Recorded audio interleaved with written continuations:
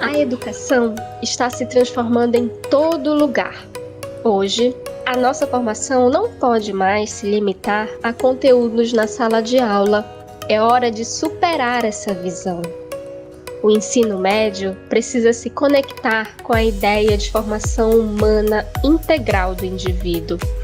O que isso quer dizer? Ora, quer dizer que nós, os jovens, temos de nos tornar sujeitos e protagonistas da nossa própria história. Mas para que isso aconteça, é preciso construir um novo ensino médio no nosso estado. É preciso criar um currículo que reflita a realidade da nossa juventude. Os direitos à educação e à aprendizagem devem estar no centro desse processo. Por isso, nós, alunos do ensino médio, pedimos que você, gestor, técnico, diretor, coordenador pedagógico, participe da elaboração da proposta curricular do Pará para o ensino médio. Fique atento ao site e às redes sociais da Secretaria de Estado da Educação. Lá você encontra todas as informações sobre como acessar as plataformas e participar da consulta pública e dos webinários, que serão realizados em salas de discussão online por meio de GTS. Participe! Nós agradecemos!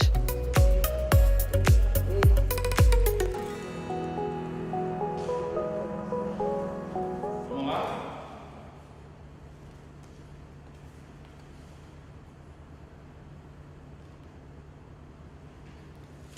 Bom dia a todos e todas.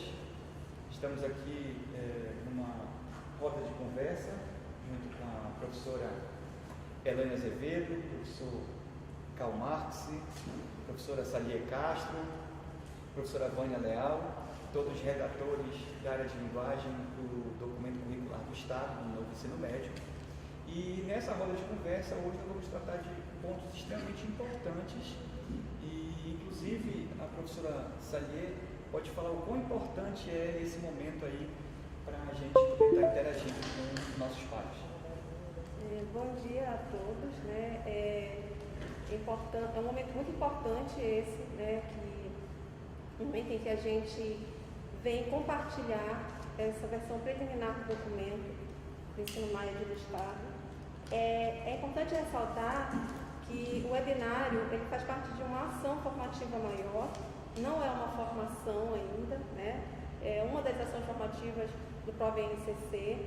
Eu penso que o webinário ele é um convite, né? A gente vem fazer um convite aos professores do Estado, aos professores da rede como um todo, e para que participem da consulta, para que participem da feitura, né, desse documento.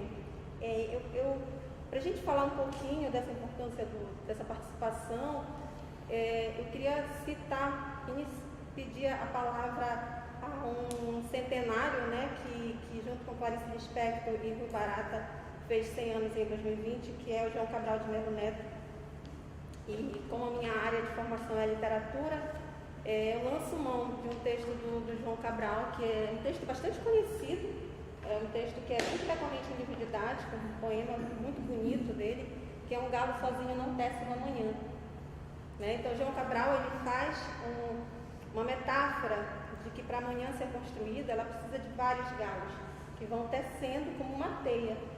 E eu penso que esse documento, ele é essa teia. Né? E nós que estamos como redatores, mas nós somos professores. É importante ressaltar que nós somos professores. Então, nós estamos nesse momento como redatores, mas no momento da escrita, nós pensamos que nós, como professores, também vamos nos encontrar com esse documento, como professores. Então, é um documento que foi feito, tem várias mães e vários pais, né? E a gente precisa que outros pais e mães acolham esse documento e que possam, assim como fazendo essa referência a pai e mãe, aquele que gera, né? A gente precisa de outros que venham também aparar as arestas desse filho, né? Venham acrescentar essa a ideia. Então, é uma versão preliminar. Claro que não daria para chamar todos os professores do Estado para fazer a redação. E nós aqui com a responsabilidade de iniciar esse processo. Eu acho que é importante a gente pensar que é o início de um processo e que vai ser concluído, né, a partir do momento em que outros professores, e aí eu lanço mão do João Cabral, dos outros galos, né, que vão tecendo essa manhã, vão tecendo esse documento até que ele se conclua, entre aspas, né, porque eu acho que tem também outros atores, tem os alunos, né, que também o documento ele não é uma camisa de força, então a gente vai deixar uma portinha aberta porque o aluno também vai completá-lo. Então esse webinário ele é um convite aos professores que participem, porque é importante para a gente ter a participação dos professores, porque a escrita ela vai se dar a partir disso, né? Aí eu quero chamar a atenção, nós somos 7 redatores, né? Nós somos 7 redatores, hoje estamos aqui os 5, que o Derek já nos apresentou, mas nós temos a professora Aline Costa e a professora Ana Brito, que não puderam estar aqui, mas que fizeram uma belíssima contribuição para esse documento. Então, é isso, o webinário ele é um convite, é uma apresentação. Hoje nós apresentaremos como nós pensamos esse documento e nós necessitamos que vocês contribuam para que o documento de fato seja efetivado, seja concluído. Muito bem, professora. Essa democratização, esse espaço democrático e plural, né, desse debate é fundamental para que a gente possa ter um documento que realmente represente, né, toda essa pluralidade, essa diversidade, não só amazônica, mas do conjunto das proposições que são feitas pelo currículo aqui no estado do Pará. Vamos seguir em frente. Eu esqueci de falar no momento da abertura. Nós estamos tratando aqui especificamente da relação entre a área da linguagem e suas tecnologias, né, com o nosso currículo.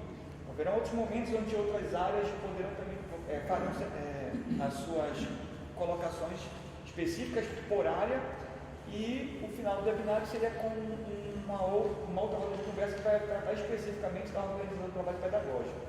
Né? Pois bem, para a gente poder desenvolver essa nossa roda, a gente trouxe algumas questões, né, algumas problematizações aí que vão nos dar vão permitir esse nosso diálogo mais aberto. Então, o primeiro deles seria como é que a gente pode apresentar aqui, como é que se dá essa integração entre os componentes da área de língua estrangeira, né, a literatura, a língua portuguesa, a educação física, a artes, dentro desse desenho curricular. Inclusive, se você for lá na página 107 do documento, você vai identificar lá uma imagem, uma figura, né? Um infográfico, como se diz, né, professor? Um infográfico que apresenta um pouco dessa perspectiva aí de integração da área. E aí a gente convida a professora Vânia aí a falar um pouco sobre essa questão de como é que esses princípios curriculares, né? Como é que esse desenho aí, como é que a área vai interagir, vai se integrar por meio desses desenhos? Bom dia a todos e todas, é um prazer estar aqui, né, com toda a nossa equipe, nosso grupo de linguagem e suas tecnologias. Bom, para falar da questão dos princípios curriculares, né, vale ressaltar que os 3 princípios curriculares eles são norteadores da educação básica paraense. Lembrando que os princípios estão no documento, né, do ensino fundamental, inclusive já aprovado pelo Conselho. Eles tratam lá a perspectiva desses 3 princípios, né? E quando vem do básico para o ensino médio, esses princípios vêm voltados para a questão das juventudes, né, que é o nosso ponto de atenção, né, onde ele vai aprofundar e consolidar as questões postas que já estão no fundamental. Né. Então, os 3 princípios, eles são respeito às diversas culturas amazônicas e suas interrelações no espaço e no tempo.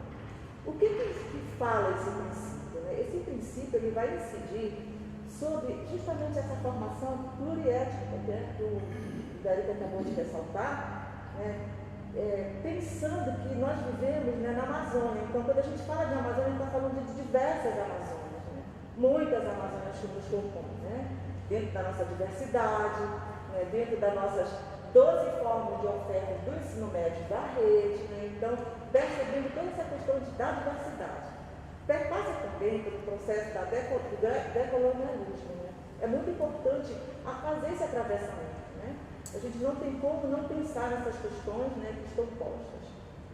Passa também pelas relações étnico-raciais, combate ao racismo, desigualdade racial mesmo, né? Patrimônio material e imaterial, impacto socioambiental, econômico, territorialidade, identidade, né? Então perpassa por várias questões que nos permeiam enquanto ser e estar no mundo. Já o princípio da educação para a sustentabilidade ambiental, social e econômica, né? Ele vem pensando numa proposição desse fazer sócio-histórico, né?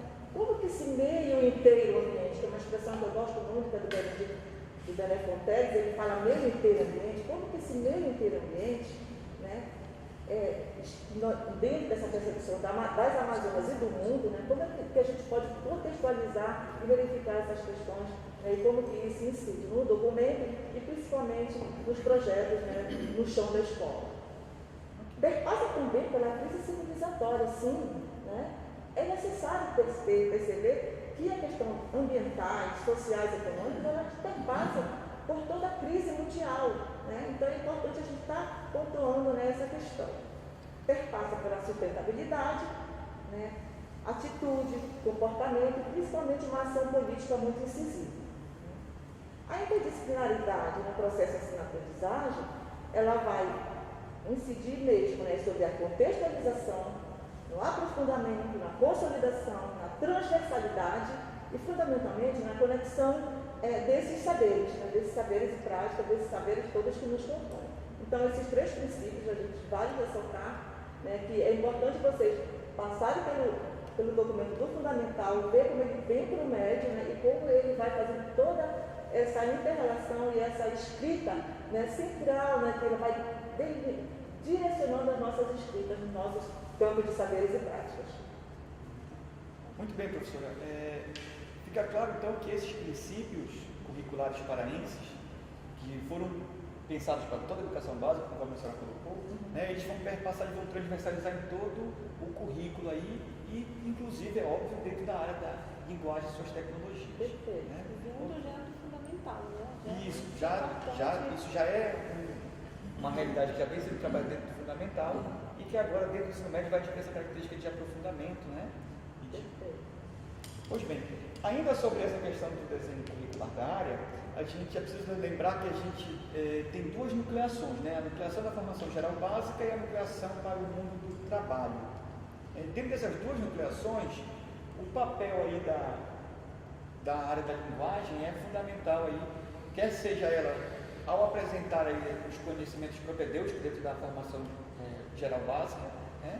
E também das múltiplas possibilidades que vão se construir a partir da autonomia da escola e da própria condição e oferta da rede, né? Dependendo da rede que vai desenvolver dentro da formação para o mundo do trabalho, né? Onde a gente tem unidades curriculares aí que permitem essa flexibilização aí de uma gama de conhecimentos articulados à área da linguagem. Queria só comentar, aproveitar o ensejo da palavra da professora Vânia, dizer o quão importante ela falar sobre essa questão da diversidade das várias juventudes amazônicas. Então isso é importante porque nesse momento nós temos aqui professores e internautas assistindo de todas as regiões aqui do Pará, quer seja do oeste, do sudeste, do sudoeste, e a gente sabe que em cada uma dessas regiões nós temos aí a importância de se trabalhar esse ensino contextualizado, da escola ter essa autonomia, da escola ter essa oferta que vai atender aos anseios.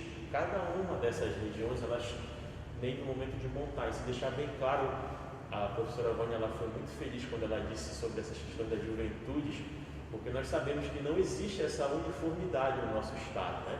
Nós temos aí um público que ele tem ali uma demanda peculiar, então é importante deixar bem claro que o documento ele é algo sugestivo e que as redes, né, nós vamos ter ali cada uma tendo a sua necessidade e ela vai adaptar isso ao que existe de interesse, né, na demanda local. Então, muito importante isso. Perfeito, professora. E essa colocação, né, ela é extremamente pertinente quando a gente vai lá para a formação para o mundo do trabalho, nessa nucleação, E dentro dos projetos integrados e campos de saberes eletivos, a gente tem essa possibilidade de ofertar, né, e de aproximar muito mais essa questão da realidade do aluno, bem como de promover a relação da interdisciplinariedade. Se você retornar uma página, na página 106, a gente vai encontrar também outro infográfico lá que é apresentado dentro do documento. E nesse outro infográfico a gente apresenta 3 elementos centrais nesse processo de articulação do currículo, né? Que é justamente a relação da integração curricular, que a gente falou há pouco, a relação interdisciplinar, que aí vai perpassar especificamente também pelos princípios da educação paraense, e a relação da contextualização. Então percebam que está intimamente ligado com os princípios, né? E aí dentro dessa tríade aí, por exemplo, a gente pode chamar de tríade, surge um outro questionamento.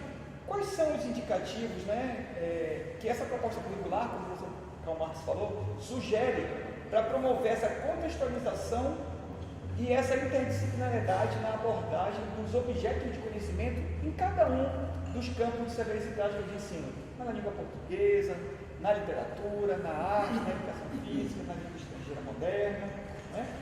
E assim a gente lembra das categorias de área que foram pensadas dentro do nosso documento. Eu gostaria que alguém pudesse falar um pouco sobre essas categorias da área aí. É importante essa contextualização e essa interdisciplinaridade, ela até passa por essas categorias, né? E como vocês falaram anteriormente, e os princípios, eles vão dialogar também nessas categorias. É importante que essas categorias de vida pessoal, jornalístico midiático, eles vão fazer um link com a realidade do aluno. Então, o ensino agora vai ter um significado, né, um sentido na vida do aluno. O aluno vai ver, vai perceber que o que ele está aprendendo na escola faz sentido lá na localidade dele, como o professor Karl Marx falou ainda agora, né? Nós temos várias juventudes aqui na Amazônia. Então, o aluno ele vai se enxergar, ele vai se sentir importante, ele vai ver que a escola faz sentido na vida dele, né? Então, é importante essas categorias porque o aluno ele vai se sentir parte, que é o que a gente defende, tanto o protagonismo do aluno, né? O aluno ele vai fazer parte dessa educação, desse ensino, né? Ele vai mostrar o caminho que ele quer e o professor vai adequando a aula dele, seja nas linguagens, seja na matemática, seja nas naturezas ou nas ciências humanas. Muito importante, professora. Inclusive, vale ressaltar que essas categorias de área, elas foram ressignificadas a partir do ensino fundamental, né? Dos campos de saberes, dos campos sociais, né? E aí, dentro lá dos campos sociais, a gente fez uma ressignificação desses com um aprofundamento, e é importante, na sua fala, captar que essas categorias, seja ela a categoria da vida pessoal, a categoria das práticas de estudo e pesquisa, as categorias jornalístico-midiática, a categoria de atuação na vida pública, ou mesmo a categoria cultural artística literária, elas são amplas, né? De modo a possibilitar o estabelecimento dessa contextualização, né? Como é que a língua portuguesa, como é que a literatura, como é que a arte vão, né, desenvolver, por exemplo, essa categoria da vida pessoal do aluno, né? Como é que esses conhecimentos, esses objetos de conhecimento vão se articular à perspectiva cultural artística literária que esse aluno está inserido. Então são esses elementos que pela sua própria amplitude, essas categorias também possibilitam essa relação interdisciplinar, não só entre os nossos campos de saberes e práticas, mas também com outras áreas do conhecimento. Eu gostaria também, David, de enfatizar, quando fala sobre a questão das categorias, eu gostaria de elencar uma especial que é a atuação na vida pública, porque hoje nós percebemos um certo distanciamento da escola em relação ao exercício da cidadania do aluno. Então, quando ele passa a ter esse contato, ele começa a verificar que ali a escola é um espaço em que ele pode iniciar o seu caminho para uma vida pública, fortalecendo o próprio princípio da gestão escolar que ele também vem contemplado na nossa Constituição Federal, nós temos aí o aluno ele se abrindo para que ele possa trabalhar com essa categoria e tendo ali representatividade, porque ele vai levar aquilo por meio de eleições de grêmio estudantis, ele vai participar do conselho escolar, então ele vai fazer com que a escola ela ganhe essa projeção democrática. Ele vai ter em mente que a partir do momento em que ele está participando, em que a escola ela é esse locus em que ele vai ter essa projeção, quando ele sair dali, ele vai ter toda a dimensão no bairro dele. Em especial, nos bairros a gente percebe ainda que o poder público ele é um pouco invisível, né? Não há ainda a presença dele. Então o aluno ele tem esse poder, ele é um agente transformador. Então ele ganha esse protagonismo. Então a gente tem ali a presença ali muito forte ali da concepção freiriana, em que ele vai agora, a partir daquele momento, trazer aquilo para uma prática social. Então isso é muito importante, porque eu falo isso enquanto professor e redator, porque quando eu vejo esses conceitos que ficam muito abstratos, eu não consigo visualizar isso dentro da sala de aula. Quando eu trago isso para o meu aluno e ele está aqui junto comigo, servindo também como objeto de estudo desse documento, nós percebemos em que o documento ele ganha esse status como ferramenta social. Então isso é importantíssimo, porque essas categorias agora, elas fazem com que aquele papel que o aluno tinha pouco tempo atrás, quando ele se engajava nesses papéis, que ele fazia parte de disputas, né, de conflitos, dessa representatividade, o documento ele vem justamente para trazer isso, para que o aluno ele possa novamente ter essa atuação na vida pública. Então a gente não pode ter só aquela visão conteudista de chegar ali, passar só a matéria para o aluno e tudo mais. Nós temos agora essa preocupação para que haja essa atuação, esse protagonismo mesmo do aluno, para que a partir dali ele consiga essa atuação social. Eu penso também, complementando aqui o Carl, que muitos de nós já fazemos, mas muitas vezes a gente não faz conscientemente isso. E o aluno também ele não é essa relação que o aluno tem com a aprendizagem, com aquilo que que lhe é apresentado em sala de aula como conteúdo. Muitas vezes esse conteúdo ele fica ali para o aluno, ele entende que aquele conteúdo é para ele fazer uma prova, uma avaliação. Então essas possibilidades de fazer com que o aluno tenha consciência de que a sua vida escolar está diretamente ligada com a sua vida pública e social.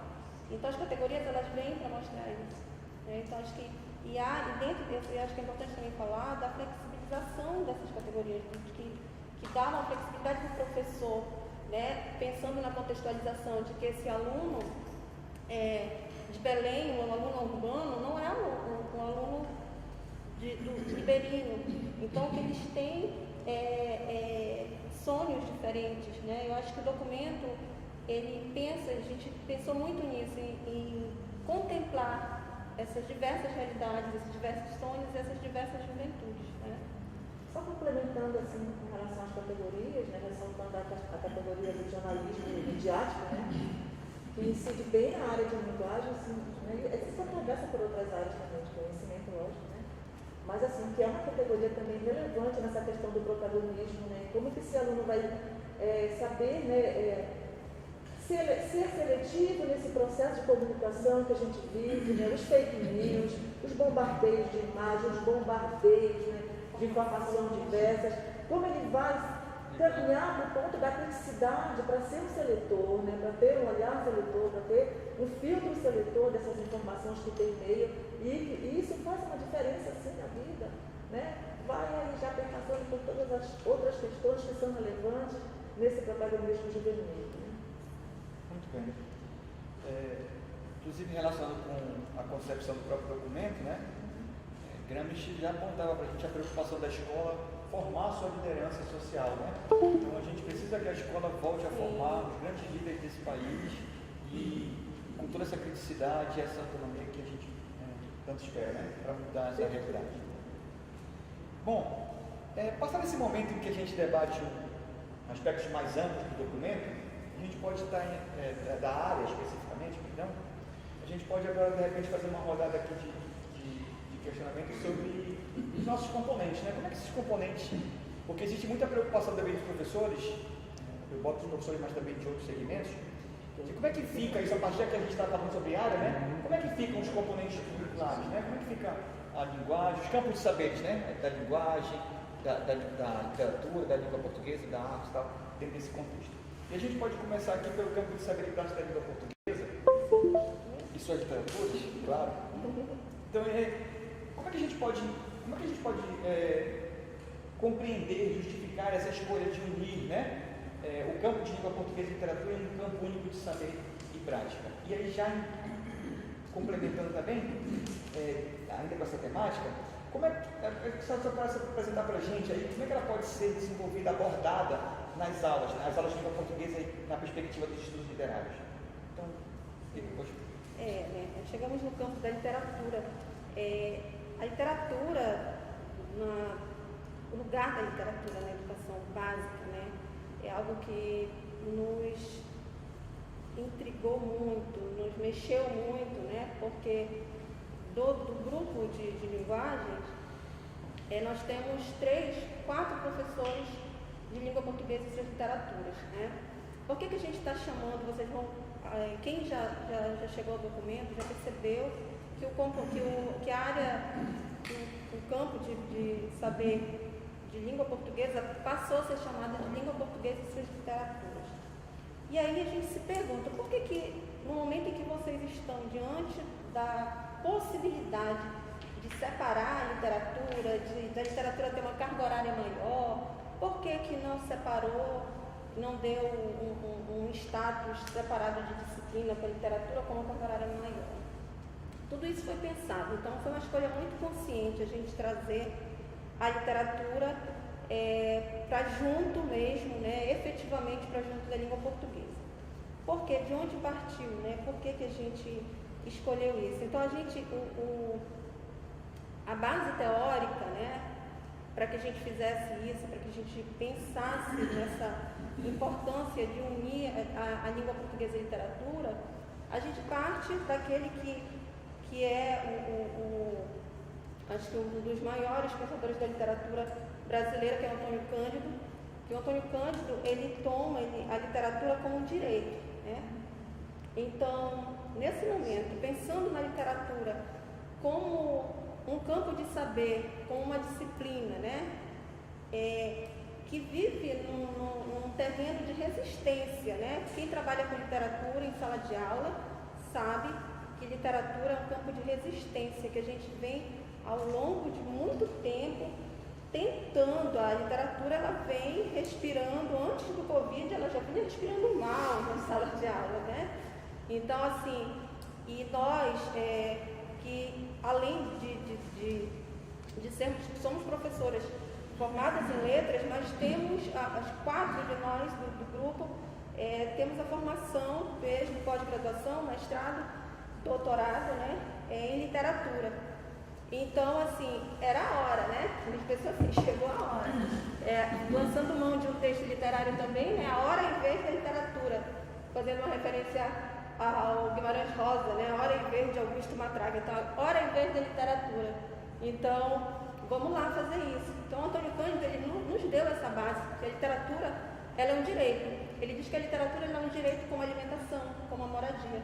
E é um direito que eu preciso fazer com que o meu aluno reclame, o estudante precisa reclamar esse direito de ter a literatura. Então, ao longo dos anos, a literatura, ela vem sendo uma irmã da língua portuguesa, mas é aquela irmã que fica ali à margem. Então, a ideia da gente unir foi justamente para que o professor, nós professores, possamos entender que a literatura é a literatura da língua, né? E a língua portuguesa, o objeto de estudo da língua portuguesa é o texto. E o objeto de estudo da literatura é o texto literário. Então, esse ponto eu acho que é primordial de entender a literatura como um direito. E aí eu até sugiro, e é algo que eu faço nas aulas, de apresentar essa proposta do Antônio Cândido. Você, como estudante, você tem direito à literatura. As diversas literaturas. E isso, o documento, ele lança a mão disso, né? De que a literatura o texto literário, e aí isso vai depender da história de leitura do professor também, por isso que o texto do documento, ele deixa bem claro ele traz algumas sugestões, né, de como você observar, de como você fazer isso nas aulas, mas na escrita fica muito claro de que isso vai depender da história do professor, da sua história como leitor. Então, assim, o que nos motivou? O professor formado em letras, ele sai com habilitação para ensinar língua portuguesa e literatura no ensino fundamental e médio. A gente não pode separar. Não existe isso de professor, eu sou professora de língua portuguesa só. Aí sim, se você quiser trabalhar, o professor quiser trabalhar no ensino superior, aí vai as pós, né? Mas a habilitação do curso de letras, ele sai com essa proposta. Então nós não... acontece, a gente sabe que é comum isso, tem uns que vão enveredando mais para a língua portuguesa, mas que no ensino fundamental e ensino médio, isso não pode ficar solto. Então a ideia foi essa, de que a gente tomasse a literatura como um direito. A Ana Maria Machado tomou Antônio Cândido, ela diz que é o direito de uma herança e que nós temos que reclamar esse direito.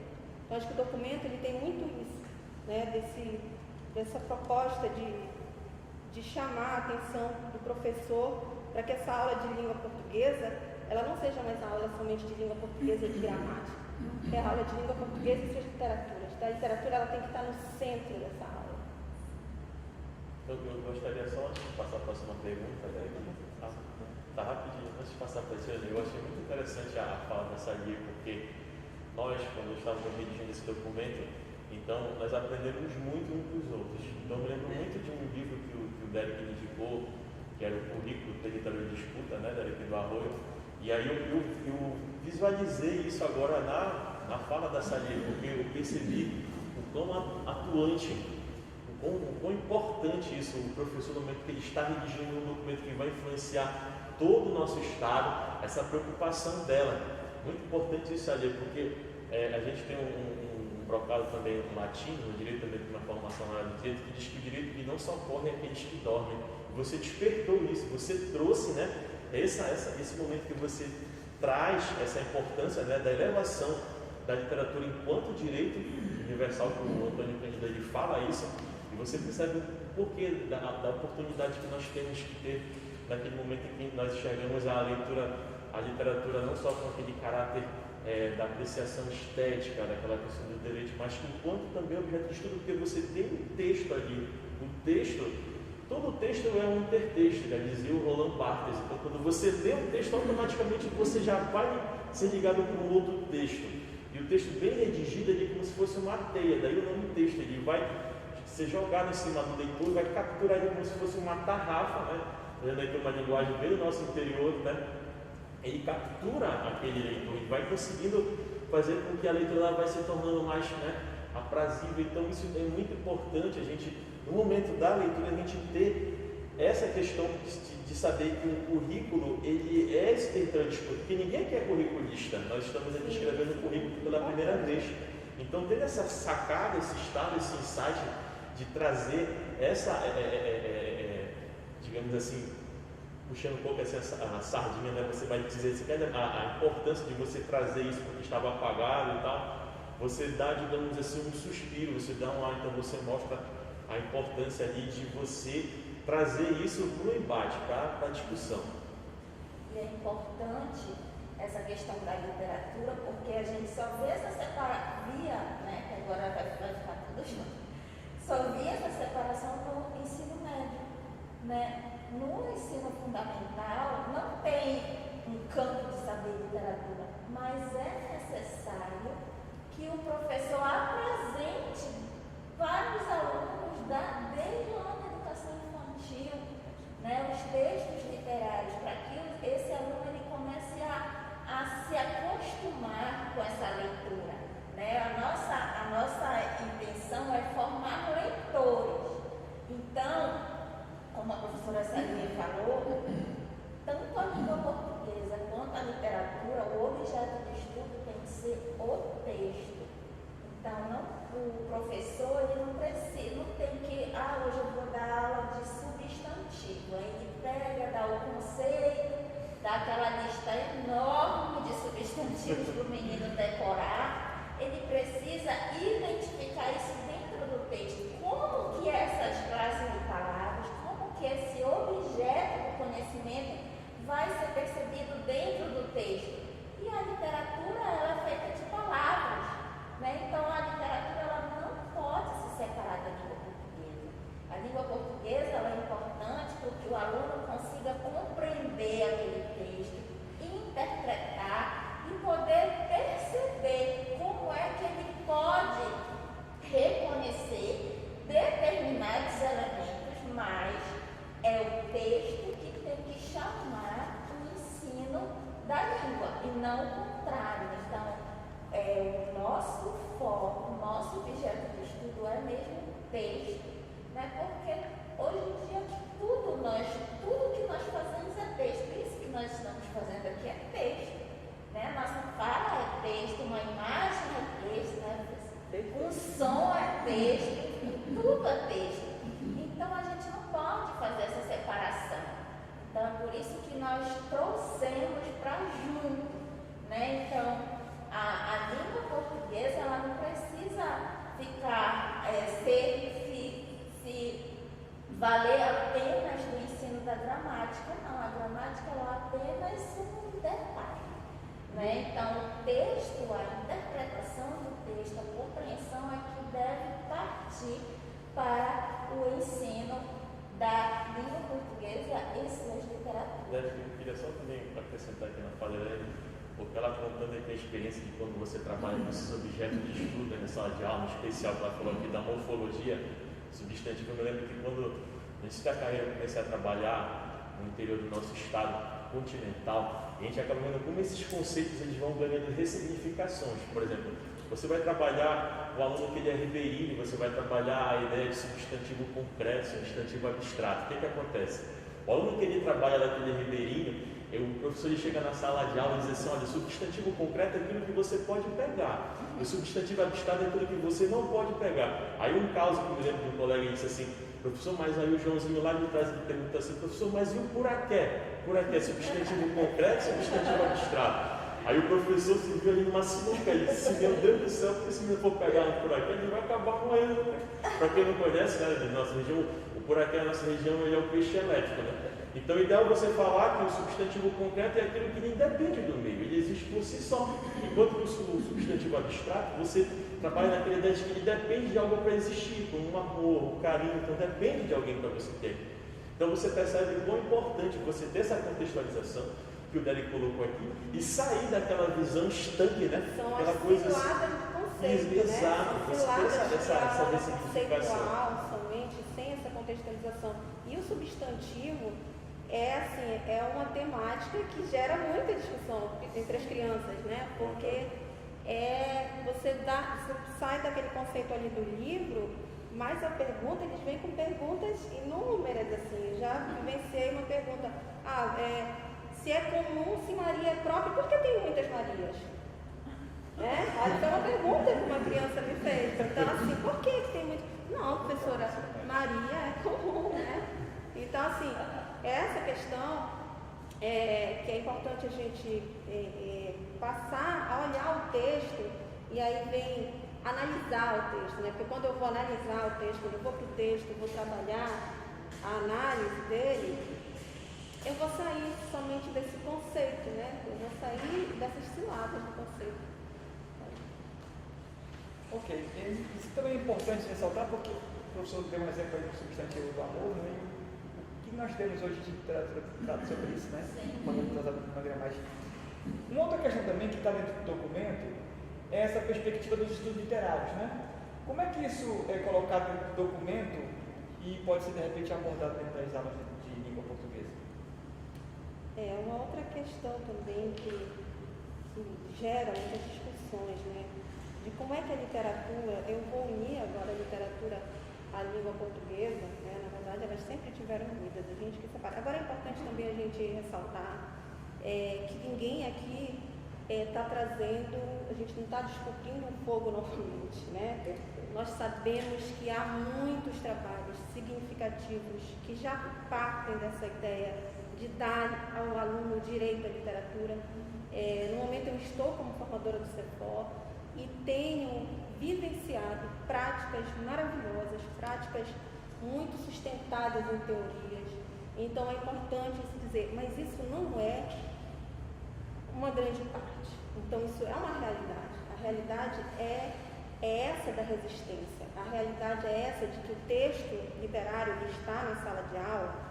Às vezes ele está quando está, porque ninguém também aqui está falando algo que não acontece, porque a gente precisa refletir com o professor, porque nós mesmos já vivenciamos isso.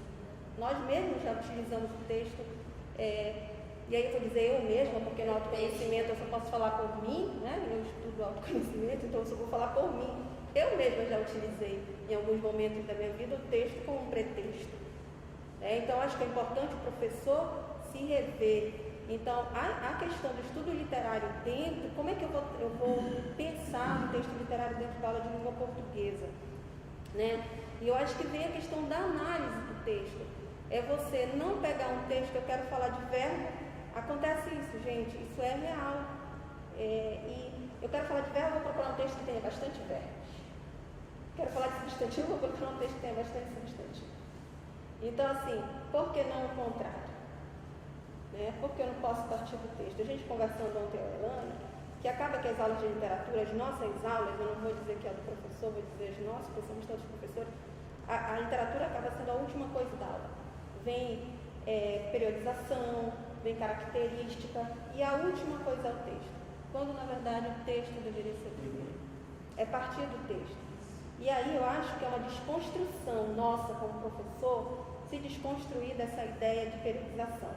Não estou aqui, de nenhuma forma, negando a importância da periodização, a importância do estudo da teoria literária. Né? O professor tem que estudar a teoria literária, mas para o aluno, a aula não pode ser uma aula de história da literatura, como nós sabemos que acontece.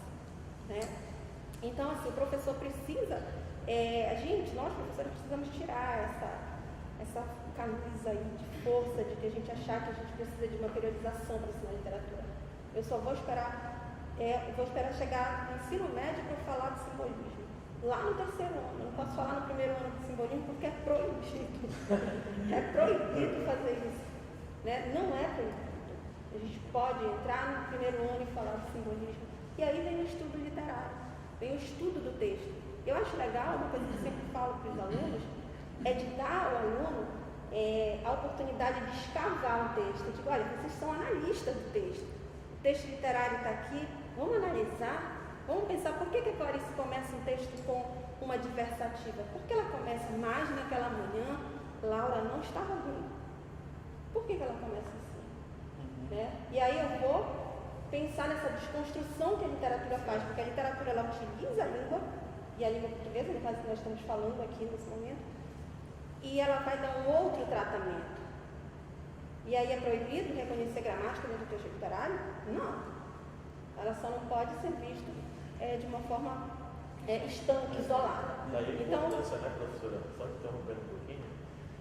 Quando você começa com um texto como esse, da Clarice, você começa logo analisando essa conjunção adversativa, que é o mas, você percebe que a partir dele há algum elemento, você não vai estudar o valor de uma conjunção por si só naquele momento. Você vai ter que verificar o valor semântico, aquilo que vai influenciar. Por que o autor ele começa ali a partir daquele momento utilizando esse mas, né? Essa ideia de contrariedade, de adversidade. Então, você explicando isso para o aluno, isso é importantíssimo, você fazer o que ele saiba que naquela classe que ele está estudando, aquilo faça sentido para ele, porque é muito fácil chegar ali quando hoje na aula vai ser uma oração subordinada, adjetiva, restritiva, e o aluno fica igual aquele meme da Nazaré Tedesco, sabe, que fica assim, pensando assim, com várias formas na cabeça dele, assim, então a importância de você trazer isso para o aluno para que faça sentido para ele. Então eu acho muito importante quando a senhora traz esse estudo do texto interrelacionado para isso. Ok. Bom, então avançando por causa do nosso tempo também, a gente já avança agora para o campo, né, de saberes da língua estrangeira, da língua inglesa também. E aí a gente pergunta quais as perspectivas, professor, que se apresentam a partir da proposição que está nesse nosso currículo para professores e alunos no campo de saberes e práticas do ensino da língua inglesa e inclusive também das demais línguas estrangeiras modernas. Então, acho que a gente tinha apresentar logo no início, aproveitar também agora, quer dizer que eu trabalho não só com a questão da língua estrangeira, né, como professor também, tenho essa interação com os colegas, porque eu também tenho formação, habilitação em língua portuguesa e suas literaturas, então fica muito mais, o nosso diálogo ele flui de uma forma bem mais natural. Então perceba que logo quando eu começo a redigir o texto, né, nós como redatores, eu começo a fazer lá, discorrer acerca do texto, a gente acaba trazendo o que nós temos de subsídio legal para a gente começar o nosso texto ali. Observe que quando o artigo 35A, o parágrafo 4º da LDB, ele fala sobre a obrigatoriedade do inglês, né, nos currículos do ensino médio, o que nós percebemos aqui é que não há essa relação apenas de exclusividade. Ok? Essa obrigatoriedade, em que ela existe, na verdade, ela acaba contemplando a questão da oferta. Então, a oferta, sim, ela é obrigatória, mas de forma alguma exclui as outras línguas estrangeiras. Então, o 35A da LDB, ele fala sobre a obrigatoriedade, né, da oferta da língua estrangeira, né, do inglês, na formação geral básica. O que não quer dizer que isso vai excluir outras línguas. Nós sabemos que temos o espanhol, nós temos também o francês, nós temos até o próprio alemão também, que trabalha lá no núcleo integrado pedagógico, lá da UFPA. Então você percebe aí que essas outras disciplinas, elas podem, as disciplinas de campo de saberes, elas podem ser trabalhadas com unidades curriculares, projetos integrados de ensino e campo de saberes eletivos. Então a ideia é você sair daquela abordagem da língua estrangeira instrumental, você não está mais utilizando, viu, Vânia, a questão da instrumentalização da língua. Você vai trabalhar com o aspecto cultural. E aí aquilo que eu te falei da importância da domesticação do aluno, ele traz aquela cultura da língua. Eu lembro muito do quadro da Cida da Amaral, a Bocoro, que a gente discutiu uma vez, que eu queria aquela relação entre o processo. Eu coloco isso no currículo, a importância de você se apropriar daquilo que é de fora. Se estiver falando errado, alguma coisa, algum conceito errado, me corrige. E você vai fazer aquela, digamos assim, você vai digerir aquilo, você vai, digamos, mastigar aquilo, e você vai, de uma certa forma, regurgitar e trazer e fazer o que aquilo que tem assim, o seu traço, a sua característica. É um ato antropofágico. Exatamente. A importância de você ter um especialista da área para trazer para contemplar isso. Então é importante isso, o aluno, quando ele está aprendendo ali no inglês, por exemplo, o cumprimento, né? Nas aulas são os greetings, introductions, então as apresentações, o aluno ele traz a cultura dele, quando ele não chama o professor Derek de Mr. Derek, Mistress, ele chama de teacher, porque na cultura dele é muito comum ele chamar de professor, então ele não assimila isso. É importante quando ele então a questão dos projetos integrados, Derek, quando eu trago ali o hip hop, eu trago a questão da dança, ele acaba se interessando muito mais. Quando eu trago a questão da arte visual, quando eu trago ali o teatro, né? Quando eu trago ali, sabe, a questão de trabalhar na literatura inglesa, a era vitoriana, as roupas que eles usavam na época da literatura, então isso é muito bacana. O currículo te proporciona isso. É como se fosse um curso de especialização que são um mestrado, porque você está bombardeado de informações pelos colegas e vão contribuindo para isso. Então, basicamente, era isso. Aproveitando essa relação direta com o componente aí, campo de artes aí, professora, como é que as linguagens da arte, né? As linguagens da arte se articulam com as proposições do campo de saberes e práticas da arte dentro desse currículo? Perfeito. Antes de falar da questão das 4 linguagens da arte, eu queria deixar aqui uma pergunta para a gente refletir, né? Qual é o lugar da arte na vida? Né? Pensem um pouquinho, mas eu vou ter que responder porque a gente não está conversando. Eu diria que total, né? A arte ela perpassa por tudo, desde uma propaganda que você vai na rua, de algo que você vê, a cadeira que a gente está sentada passou por um pensamento, né, de alguém que desenhou, projetou. Então a arte, ela é intrínseca, ela é inerente, ela já faz parte do ser humano desde a aparição do homem na Terra. E como tal, ela também é direito, assim como a literatura é um direito, a arte também é um direito do ser humano, porque ele trabalha com as questões intrínsecas, as subjetividades, né? A criatividade, que inclusive a criatividade ela está dentro do gesto estruturante do documento, né? Com os processos criativos, né? Então, como tal, a arte ela deveria ter um lugar também, né? Dessa questão de ser um direito do outro, porque vai trabalhar todas essas questões que são inerentes, importantes, né? E que nos tornam assim um sujeito melhor, né? Então, partindo dessa pergunta, eu passei para uma outra no documento, quando comecei a escrever. Qual o lugar da arte na educação escolar? E aí eu chego na tua pergunta, né? O lugar da arte na educação escolar, se a gente for perceber no contexto, né, atual que a gente está hoje, é um lugar de muita invisibilidade, né? Primeiro que a arte é tratada, o professor de arte é tratado como um professor polivalente, sabendo que as áreas, a arte é uma área de conhecimento e como tal ela tem essas 4 linguagens, que são as artes visuais, a música, o teatro e a dança. E tem as suas especificidades, né? Tanto que tem faculdades e universidades específicas para cada linguagem. Então, se não fosse assim, teria uma faculdade só, onde o professor seria ou polivalente e teria que dar conta das 4 linguagens. Então, esse documento também é uma questão de resistência, né? Quando a gente vem colocando que as 4 linguagens, sim, trabalho interdisciplinar, né? Há um momento de que você vai trabalhar elas interdisciplinar dentro de um projeto integrador, né? Entretanto, porém, é importante ressaltar, sim, né? Que cada uma, né, tem um momento certo de estar alinhando-se a um projeto, tendo a sua autonomia e, de preferência, um professor de teatro, um professor de artes visuais, um professor de música e um professor de dança, né? A gente tem que pensar, eu estou falando enquanto professor, enquanto pai de vocês que estão aí do outro lado, né?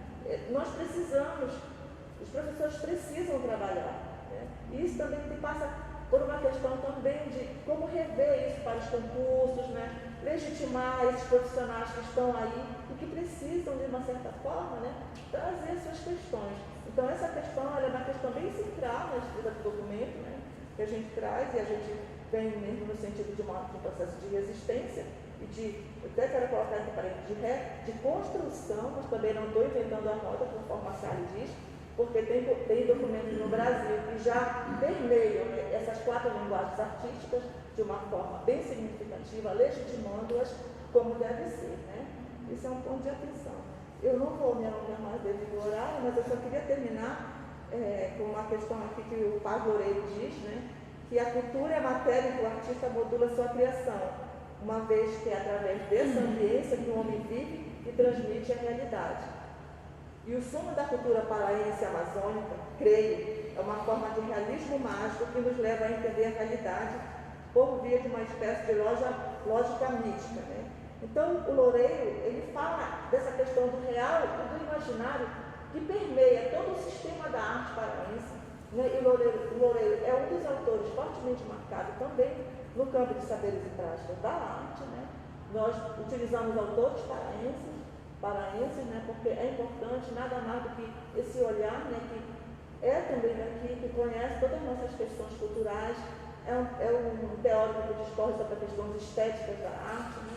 Então ele vem falando toda essa questão, é o autor de literatura e da arte, né? Que faz esse atravessamento. Então é isso, né? Essa autonomia crítica que o componente, né, que a arte, né, traz nas suas linguagens artísticas. Certo. Então, para a gente já ir finalizando aí nossa roda de conversa, eu vou falar um pouquinho rapidamente, também me permitam, Por favor. da educação física, né? Por favor. Que é o campo de saber com o qual eu dialogo. Então, no currículo a gente procurou apresentar a educação física como esse campo de saber e prática de ensino que tematiza os elementos da cultura corporal, né? Esses diversos elementos da cultura corporal presentes na área da linguagem, das linguagens, né? Então a gente tem a linguagem do corpo, né? A linguagem das imagens, a linguagem da dança, a linguagem do jogo, das lutas. Então essas diversas temáticas aí que perpassam pela nossa cultura corporal.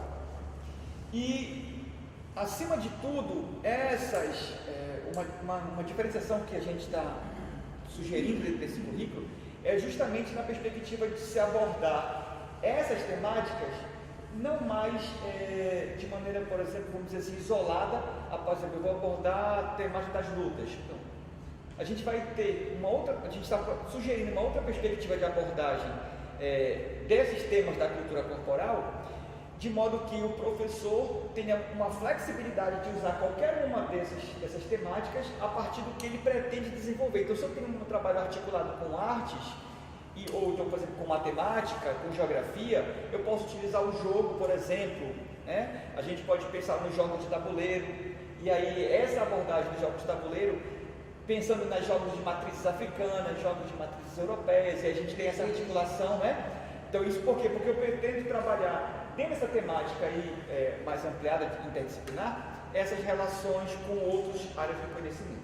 Mas isso aí está tudo lá no documento, a gente vai ter mais tempo na parte da tarde para falar especificamente da nossa área. Eu queria até falar também que isso é uma prévia que o Marcelinho iniciou aqui, para que vocês possam agora ter muita curiosidade de ir lá e verificar todos esses campos que nós estamos conversando aqui, nesses autores, como que isso está se dando, né? E que vocês possam contribuir, tá? É muito importante para a gente que a fala de vocês, a escrita de vocês também esteja nesse documento. É importantíssimo.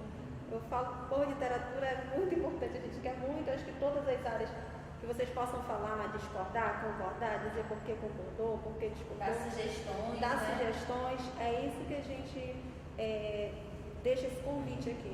Então, a gente já estende esse convite para que na parte da tarde a gente possa se reunir dentro dos GTs, especificamente agora com os inscritos nos GTs, né? Isso, perfeito. E fiquem logo em seguida aí com a roda de conversa na área da matemática e suas tecnologias. Gente, muito obrigado. Muito obrigada, foi um prazer, obrigada. E até o próximo momento de diálogo entre as gente.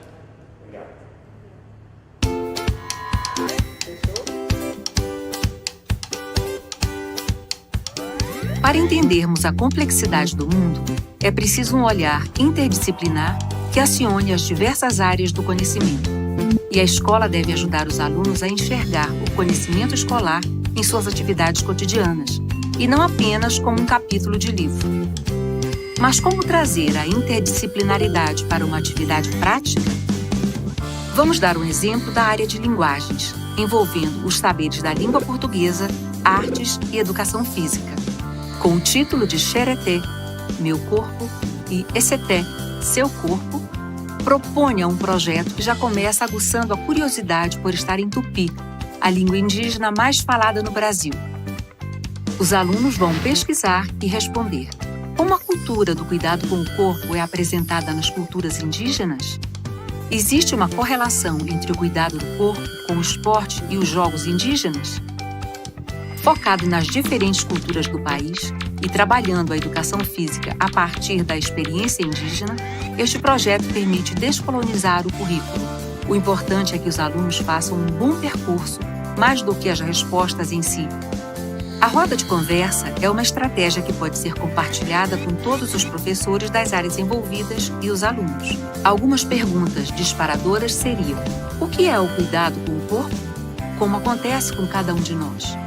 Aprende-se a cuidar do corpo na escola, na família, com os amigos? Esta é uma questão importante? Por quê? O que sabe das culturas indígenas do seu município? Quais aspectos colocados nesta pesquisa?